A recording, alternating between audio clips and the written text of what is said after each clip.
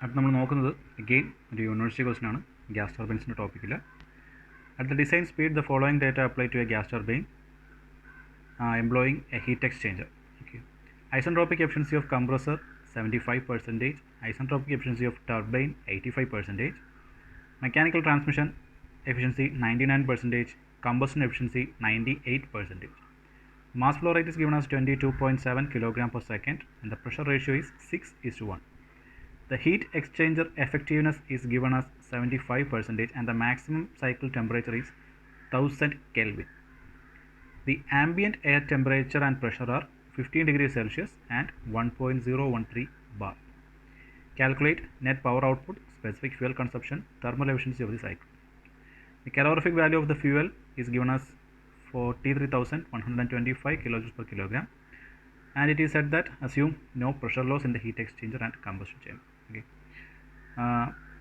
ഇത്രയാണ് ക്വസ്റ്റ്യൻ തന്നിരിക്കുന്ന ഡേറ്റ. ഇത് കൂടാതെ ക്വസ്റ്റ്യനിൽ C P data for the air and gas, also ഗാമയുടെ വാല്യൂ എയറിൻ്റെയും ഗ്യാസിൻ്റെയും തന്നിട്ടുണ്ട്. രണ്ടും ഡിഫറൻറ്റ് വാല്യൂസ് ആണ്.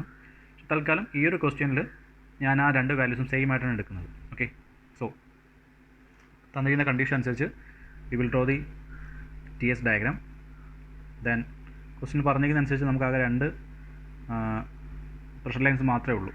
ഓക്കെ, ഇടയിലാകെ ഒരു ഹീറ്റ് എക്സ്ചേഞ്ചർ മാത്രമാണ് പറഞ്ഞിരിക്കുന്നത്. ഹീറ്റ് എക്സ്ചേഞ്ചർ പറഞ്ഞിട്ടുണ്ട്, താഴെ ഹീറ്റ് എക്സ്ചേഞ്ചർ എഫക്റ്റീവ്നെസ് പറഞ്ഞിട്ടുണ്ട്. സോ ഹീറ്റ് എക്സ്ചേഞ്ചർ എന്ന് പറയുന്നത് റീജനറേറ്റീവ് ടൈപ്പ് ആയിരിക്കും. സോ രണ്ട് പ്രഷർ ലൈൻസ് മാത്രം, P1 ആൻഡ് P2. അതിൽ തന്നെ 1 to 2 we have the compression process. Isentropic efficiency of compressor പറഞ്ഞിട്ടുണ്ട്. So there will be a point 2-. Then heat addition process കഴിഞ്ഞിട്ട് 3 to 4 we will have the expansion process. 3 to 4 അവിടെയും നമ്മൾ efficiency പറഞ്ഞിട്ടുണ്ട്. So there will B 0.4-. Okay, then ഒരു regenerator heat എക്സ്ചേഞ്ചറിൻ്റെ case പറയുന്നുണ്ട്. So in between വേറൊരു പോയിൻ്റും കൂടെ കാണും. Let that be point number X. Okay, ഇത്രയാണ് ഇതിൻ്റെ ഡയഗ്രത്തിൽ വരുന്നത്. Also P2 is equal to P3 and P1 is equal to P4. Clear? ഇനി ക്വസ്റ്റിൽ വരുന്ന ഓരോ ഡേറ്റാസ് ആയിട്ട് ambient conditions. Ambient condition means കംപ്രസറിൻ്റെ inlet condition at point number 1. P1 is equal to 1.013 bar and T1 is equal to 15 degrees Celsius, is equal to 288 Kelvin. And the pressure ratio P2 by P1 or P3 by P4 is given as 6. Efficiency of the compressor is given as 75% and efficiency of turbine is given as 85%. Okay, then mechanical efficiency or the transmission efficiency അത് പറയുമ്പോഴത്തേക്കും നമുക്കറിയാം ടർബൈനിൽ produce ചെയ്യുന്ന പവറിൻ്റെ ഒരു part നമ്മൾ compressor run ചെയ്യാൻ വേണ്ടി use ചെയ്യും. അപ്പോൾ അതിലേക്ക് പവർ ട്രാൻസ്മിറ്റ് ചെയ്യുന്നത് ഒരു പവർ ഷാഫ്റ്റ് വഴിയാണ്. അതുപോലെ തന്നെ നമുക്ക് വർക്ക് ഔട്ട്പുട്ട് കിട്ടുന്നതും ടർബൈനിൽ നിന്നുള്ള വേറൊരു പവർ ഷാഫ്റ്റ് വഴിയാണ്. ഓക്കെ, സോ ഈ രണ്ട് ഷാഫ്റ്റിൻ്റെയും എഫിഷ്യൻസി വാല്യൂ ആണ് 99% എന്ന് പറഞ്ഞിരിക്കുന്നത്. സോ നിങ്ങൾക്ക് കംപ്രസറിൽ അവൈലബിൾ ആയിട്ടുള്ള വർക്ക് കാൽക്കുലേറ്റ് ചെയ്യാൻ പറയുമ്പോഴത്തേക്കും ടർബൈൻ വർക്കിൻ്റെ എത്രയാണോ കംപ്രസർ യൂട്ടിലൈസ് ചെയ്യുന്നത് അതിൻ്റെ തന്നെ 99% കിട്ടുള്ളൂ. ഓക്കെ, നമ്മൾ ശരിക്കും ആക്ച്വലി നമ്മൾ ആ ഒരു പെർസെൻറ്റേജ് വാല്യൂ അപ്ലൈ ചെയ്യുന്നത് നമ്മുടെ ഫൈനൽ നെറ്റ് വർക്കിലായിരിക്കും. കാരണം നെറ്റ് വർക്ക് എന്ന് പറയുമ്പോൾ അതിനകത്ത് ടർബൈൻ വർക്കും വരുന്നുണ്ട്, കംപ്രസർ വർക്കും വരുന്നുണ്ട്. സോ ഓരോത്തിലും ഇൻഡിവിജ്വലായിട്ട് നമ്മൾ ആ എഫിഷ്യൻസിയുടെ വാല്യൂ അപ്ലൈ ചെയ്യാതെ നെറ്റ് വർക്ക് കാൽക്കുലേറ്റ് ചെയ്തിട്ട് അവിടെ മാത്രമായിരിക്കും നമ്മൾ ആ എഫിഷ്യൻസിയുടെ വാല്യൂ അപ്ലൈ ചെയ്യുന്നത്. ഓൾസോ കമ്പസ്റ്റൻ ചേമ്പറിൻ്റെ ഒരു എഫിഷ്യൻസി പറഞ്ഞിട്ടുണ്ട്. ഓക്കെ, അത് കമ്പസ്റ്റൻ ചേമ്പറിൽ നമ്മൾ ഫ്യൂവൽ ബേൺ ചെയ്യുമ്പം പ്രൊഡ്യൂസ് ചെയ്യുന്ന എനർജിയുടെ 98% മാത്രമാണ് ആക്ച്വലി നമുക്ക് കിട്ടുന്നത് between the points 3 and X. Then mass flow rate 22.7. Mass flow rate പറഞ്ഞിരിക്കുന്നത് ഫ്യൂവലിൻ്റെതായിട്ട് സെപ്പറേറ്റ് ആയിട്ടൊന്നും പറഞ്ഞിട്ടില്ല. So we can assume the mass flow rate is given for the total. Okay, ടോട്ടലായിട്ടുള്ള അല്ലെങ്കിൽ മാസ് ഓഫ് എയറിൻ്റെതാണ് മാസ് ഫ്ലോ തന്നിരിക്കുന്നത് എന്നാണ് assume ചെയ്യാനുള്ളത്. Then the effectiveness value is given ആ 75%. അതായത് ഇതിനിടയിൽ നമ്മളൊരു റീജനറേറ്റർ യൂസ് ചെയ്യുന്നുണ്ട്. ആ റീജനറേറ്ററിൽ 2- എന്ന് പറയുന്ന ആക്ച്വൽ കണ്ടീഷനിൽ നിന്ന് പുറത്ത് വരുന്ന എയറിനെ ഹീറ്റ് ചെയ്യാനായിട്ട് 4- എന്ന എക്സിറ്റ് കണ്ടീഷനിലുള്ള ടർബൈൻ്റെ എക്സിറ്റ് കണ്ടീഷനിലുള്ള എയർ ആയിരിക്കും ഞാൻ യൂസ് ചെയ്യുന്നത്. അത് യൂസ് ചെയ്ത് ഹീറ്റ് ചെയ്യുമ്പം എനിക്ക് കിട്ടിയ പോയിൻ്റാണ് എക്സ് എന്ന് പറയുന്നത്. Okay, so for in the regenerator TX - T2 അത്രയും ടെമ്പറേച്ചർ ഡിഫറൻസ് സപ്ലൈ ചെയ്യുന്നത് നമ്മുടെ എക്സോസ്റ്റ് ഗ്യാസ് ആയിരിക്കും. ഓക്കെ, ദെൻ അവിടുത്തെ ഹീറ്റ് ടെസ്റ്റിൻ്റെ എഫക്റ്റീവ്നെസ് പറഞ്ഞേക്കുന്നത് 75% ആണ്. നമ്മൾ നേരത്തെ നോക്കിയ പ്രോബ്ലംസിലെല്ലാം 100% ആയിരുന്നു. ദാറ്റ് മീൻസ് ടി എക്സിൻ്റെ value is equal to T4 എന്ന് കിട്ടും. ഇവിടെ അങ്ങനെ ആയിരിക്കില്ല, there will be a difference. പിന്നെ നമുക്കുള്ളത് T3, maximum temperature of the cycle. Maximum temperature നമുക്കറിയാം എപ്പോഴും ടർബൈൻ്റെ ഇൻലെറ്റ് കണ്ടീഷനാണ്, അല്ലെങ്കിൽ കമ്പസ്റ്റൻ ചേമ്പർ കഴിയുമ്പോൾ ഉള്ള കണ്ടീഷനാണ്. അതിൻ്റെ വാല്യൂ 1000 കെൽവിൻ തന്നിട്ടുണ്ട്. Then the calorific value of fuel is given as 43125 kJ/kg. ക്വസ്റ്റ്യനിൽ സ്പെസിഫിക് ഫ്യൂവൽ കൺസപ്ഷൻ ചോദിച്ചിട്ടുണ്ട്. സ്പെസിഫിക് ഫ്യൂവൽ കൺസപ്ഷൻ എന്ന് പറഞ്ഞു കഴിഞ്ഞാൽ അവിടെ നമുക്ക് മാസ് ഓഫ് ഫ്യൂവൽ കണ്ടുപിടിക്കണം. മാസ് ഓഫ് ഫ്യൂവൽ കിട്ടിയിട്ട് ടു നെറ്റ്വർക്കിന് ഡിവൈഡ് ചെയ്യുമ്പോഴാണ് നമുക്ക് സ്പെസിഫിക് ഫ്യൂവൽ കൺസപ്ഷൻ കിട്ടുന്നത്. പക്ഷേ ഇവിടെ മാസ് ഓഫ് ഫ്യൂവൽ പറഞ്ഞിട്ടില്ല, പകരം കലോറിഫിക് വാല്യൂ ഓഫ് ഫ്യൂവൽ മാത്രമാണ് പറഞ്ഞിരിക്കുന്നത്.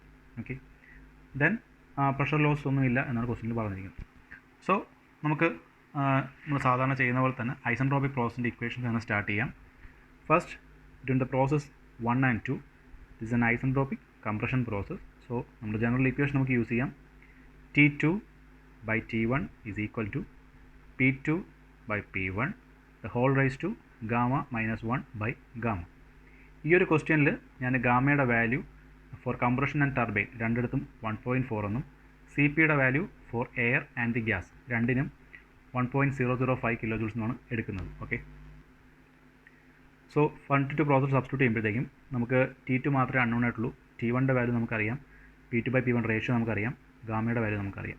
Okay, so we can easily calculate the point T2 and the temperature at point 2 is obtained as 480.531 Kelvin. Okay, then അടുത്തത് 2 കിട്ടിക്കഴിഞ്ഞാൽ 2' എങ്ങനെ കണ്ടുപിടിക്കാൻ പറ്റും? അതിന് നമുക്ക് ഐസെൻട്രോപിക് എഫിഷ്യൻസി ഓഫ് കംപ്രസർ എന്ന ഇക്വേഷൻ യൂസ് ചെയ്യാം. ഐസെൻട്രോപിക് എഫിഷ്യൻസി ഓഫ് കംപ്രസറിൻ്റെ ഇക്വേഷൻ യൂസ് ചെയ്യുമ്പോഴത്തേക്കും നമുക്കറിയാം for the compressor the isentropic efficiency is equal to T2 minus T1 divided by T2 dash minus T1. ഡിനോമിനേറ്ററിൽ ഹയർ ടെമ്പറേച്ചർ ഡിഫറൻസ് വരുന്ന രീതിയിൽ. Okay, so അങ്ങനെ എടുക്കുമ്പോഴത്തേക്കും നമുക്ക് T2 ഡാഷ് ഈ ഒരു പോയിൻറ്റിൻ്റെ temperature will get that is 544.708. അടുത്തത് നമ്മൾ നോക്കുന്നത് 3 to 4 എന്ന് പറയുന്ന ഐസെൻട്രോപിക് എക്സ്പാൻഷൻ പ്രോസസ്സാണ്.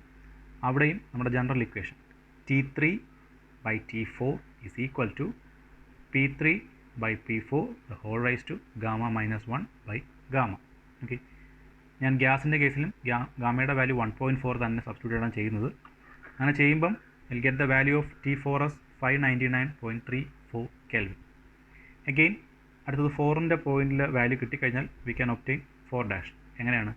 Isentropic efficiency of turbine. ടർബൈൻ്റെ കേസിൽ isentropic efficiency is defined as T3 minus T4 dash divided by T3 minus T4. Again ഇവിടെയും ഡിനോമിനേറ്ററിൽ ഹയർ ടെമ്പറേച്ചർ ഡിഫറൻസ് വരുന്ന രീതിയിൽ. സോ അങ്ങനെ കാൽക്കുലേറ്റ് ചെയ്യുമ്പോഴത്തേക്കും you will get the value of T4 dash and the value of T4 dash is 659.439 Kelvin. Okay, ഇനി effectiveness എന്ന് പറയുമ്പോൾ നമുക്കറിയാം ആ ഒരു ഹീറ്റ് എക്സ്ചേഞ്ചർ കൂടെ പാസ് ചെയ്യുമ്പം ആക്ച്വലി ആ ഒരു എയർ എത്രത്തോളം ഹീറ്റാണോ ഗെയിൻ ചെയ്തത്. ദാറ്റ് മീൻസ് T2 dash ആയിരുന്നു ഹീറ്റ് എക്സ്ചേഞ്ചർ ഇൻലെറ്റിലെ കണ്ടീഷൻ, എക്സ് ആണ് ഔട്ട്ലെറ്റിലെ condition. So TX minus T2 വരെയുള്ള ഹീറ്റാണ് അല്ലെങ്കിൽ ടെമ്പറേച്ചറാണ് ആക്ച്വലി അത് റിസീവ് ചെയ്തിരിക്കുന്നത്. അതിന് പക്ഷേ മാക്സിമം എത്ര ടെമ്പറേച്ചർ അവൈലബിൾ ആയിരുന്നു? നമ്മൾ ഹീറ്റ് യൂസ് ചെയ്യുന്നത് 4' എന്ന കണ്ടീഷനിൽ, അല്ലെങ്കിൽ ടെമ്പറേച്ചർ അറ്റ് 4' എന്ന കണ്ടീഷനിൽ എക്സോസ്റ്റ് ഗ്യാസാണ് യൂസ് ചെയ്യുന്നത്. ആ ടെമ്പറേച്ചർ മുതൽ 2' വരെയുള്ള ഇത്രയും എനർജി നമുക്ക് അവൈലബിൾ ആയിരുന്നു. പക്ഷേ എക്സ് വരെ മാത്രമേ ഹീറ്റ് ചെയ്തുള്ളൂ. അത് എഫക്റ്റീവ്നെസ് ഡിപ്പെൻഡ് ചെയ്തിരിക്കും. 100% എഫക്റ്റീവ് ആണെങ്കിൽ മാത്രമായിരിക്കും TXൻ്റെ വാല്യൂ T4 ഡാഷിൻ്റെ വാല്യൂ സെയിം ആയിട്ട് വന്നേനെ. ഓക്കെ, പക്ഷേ ഇവിടെ അത് സെയിം ആയിട്ട് വരില്ല. പകരം പോയിൻറ്റ് എത്രയാണ് പറഞ്ഞിരിക്കുന്നത്? Heat exchanger effectiveness of 0.75%. Okay, substitute ചെയ്താൽ എഫക്റ്റീവ്നെസ് 0.75 is equal to നമ്മുടെ equation TX minus T2 dash divided by T4 dash minus T2 dash. Okay, TX minus T2 dash is the actual energy absorbed and the total energy was available for absorb was T4 dash minus T2 dash. അത് substitute ചെയ്യുമ്പോഴത്തേക്കും നമുക്ക് TXൻ്റെ value കിട്ടും. Got the value was 630.756 Kelvin.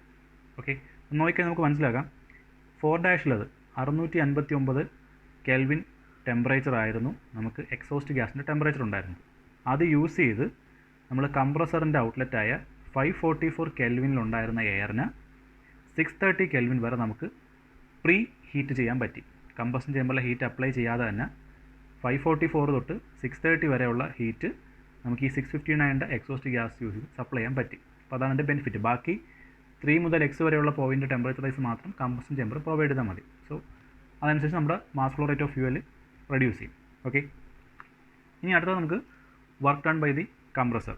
Equation അറിയാം, MCP T2 dash minus T1 actual points എടുക്കുമ്പോഴത്തേക്കും എമ്മിൻ്റെ value 22.7 kg/s തന്നിട്ടുണ്ട്. CP value ഞാൻ 1.005 ആണ് എടുക്കുന്നത് for both compression and expansion process. So അങ്ങനെ എടുക്കുമ്പോഴത്തേക്കും കംപ്രസർ വർക്ക് എന്ന് പറയുന്നത് will get that as 5856.408 kJ/s. Also turbine work MCP T3 minus T4 dash. Turbine വർക്കിൻ്റെതും നമുക്ക് വാല്യൂ കിട്ടും 7769.388 kJ/s. ഓക്കെ, സോ വർക്ക് ടർബൈനും വർക്ക് കംപ്രസറും കിട്ടിക്കഴിഞ്ഞാൽ we can calculate the net work. Net work നമ്മുടെ ഇക്വേഷൻ തരുന്നു W turbine minus W compressor.